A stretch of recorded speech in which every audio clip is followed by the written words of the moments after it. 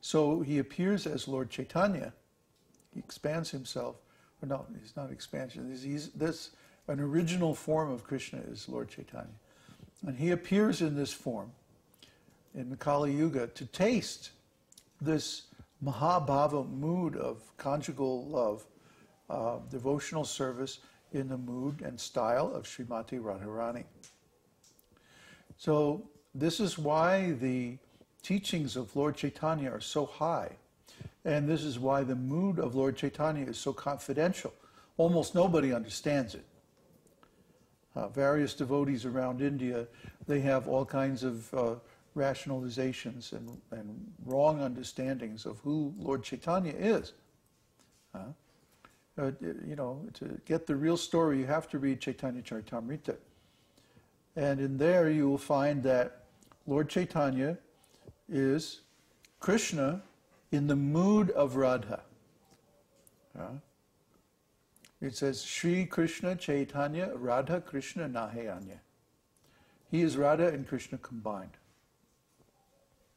He is Krishna on the inside, but Radha on the outside. That's why he has the golden color. That's the color of Radharani. So, can you fix that fire, please? So we follow Lord Chaitanya, not that we try to imitate Lord Chaitanya, but we follow his instructions. Because he is showing us how to please Krishna the most. He's showing us how to approach Krishna and serve him in the mood of Srimati Radharani, in the style and with the emotions of Srimati Radharani. This is very rare, very special. Yeah, that's better. I'm trying to stay warm here. It's like freezing.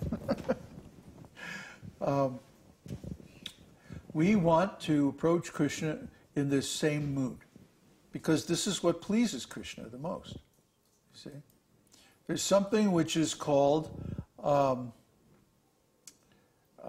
Prema Vilas. No, not Prema Vilas. What's that name of that book by Jagadananda? Prem Vivarta. Yeah. Prem Vivarta. Vivarta means the opposite. You see? There's a kind of love which is called counter love, which appears to be the opposite of love, because it's very crooked and there's all kinds of bickering and competition and intrigue, and it's very strange. It's very hard for us to understand because we're simple creatures, you know. And but Krishna is the connoisseur of love. This was his name is Rasaraj. Rasaraj means the king of rasa, the king of different emotional tastes. He is like a great artist of love who relishes the most subtle and profound tastes of love. He's expert in all different flavors of love. That's all Krishna does. That's what he does. That's his purpose of living, of existence, is to relish this wonderful love of devotional service of his devotees. So Krishna, his business is only in relishing different wonderful, amazing, beautiful relationships of love. And Radharani's only business is coming up with newer and more exciting and more tasty variations of this loving propensity of Krishna, you see. So this is what's going on at Rādhā-kuṇḍa. This is why all the great devotees lived there, spent some time there, did their sadhana there. All the great devotees in our line, they spent some time there. One time I spent a month there while I was in Vrindavan. I got bored with the temple. And I just went on a day trip, actually, to Rādhā-kuṇḍa. And I didn't come back for a month. I found myself staying there in an āśram with Krishna Das Babaji, Prabhupada's godbrother, Krishna Das. And and they were so nicely situated in Rāgānūgā-bhakti. It was the first time I had ever seen this kind of worship. It was ecstatic, and it was really far out, you know. So I was chanting 64 rounds and just, you know, living like a Babaji. Just, I think did they give me a room, or was I sleeping outside? No, I think they gave me a room somewhere. Just a little, very, very simple room. I was just sleeping on the floor on a blanket, you know. And the weather was nice, so there was no problem with that. And going to the Kunda every day, bathing 2 or 3 times in Rādhā-kuṇḍa, that was just so ecstatic. I mean, you can't imagine. So these experiences are, you know, what helps to mature devotional service, because we get exposed to the advanced practitioners. You know, like right now, you know, it wouldn't be appropriate for me to act in you know, a real rāgānūgā mood, because you know, the devotees who are associating with me here, they're in the beginning stages, or the sadhana bhakti stage, where they have to follow regulative principles. So for me to get, you know, too far out wouldn't be good for them.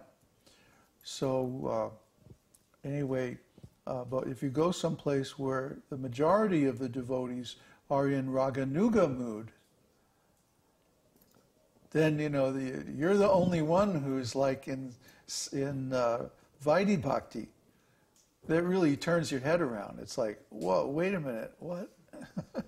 Like when they, you know, when we offer food, we make a nice little plate, and we take it and just set it in front of the deities, and then bow down and say prayers and stuff like that. But in this ashram, they were taking the chapatis and just touching it directly to Krishna's mouth, the deity of Krishna. Like, here, Krishna, eat. You know, it's a completely different mood. There's no awe and reverence whatsoever. Krishna is everybody's best friend. Huh?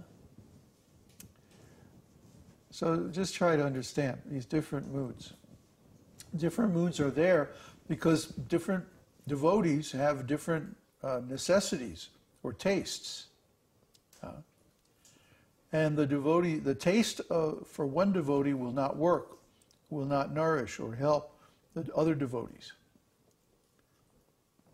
They each have to have an environment, practice, philosophy that allows them to experience the taste that they need, the taste, the mood that they relish with Krishna.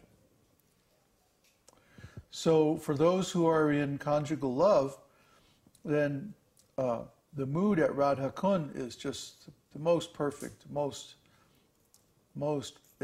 advanced, most blissful place, you know, for them to practice their devotional service.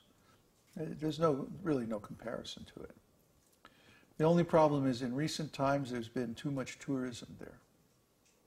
It kind of dilutes the mood, you know. It's really a place that should be confidential. It only should have really, really fixed up devotees there. So all the really serious devotees have moved out of Rādhā-kuṇḍa now, and they were like way up in the woods at Darshan or places like that.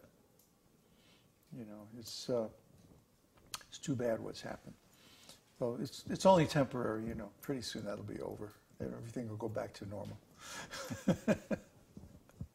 So Rādhā-kuṇḍa, yeah, every devotee, if you get a chance in your life, you should visit Rādhā-kuṇḍa.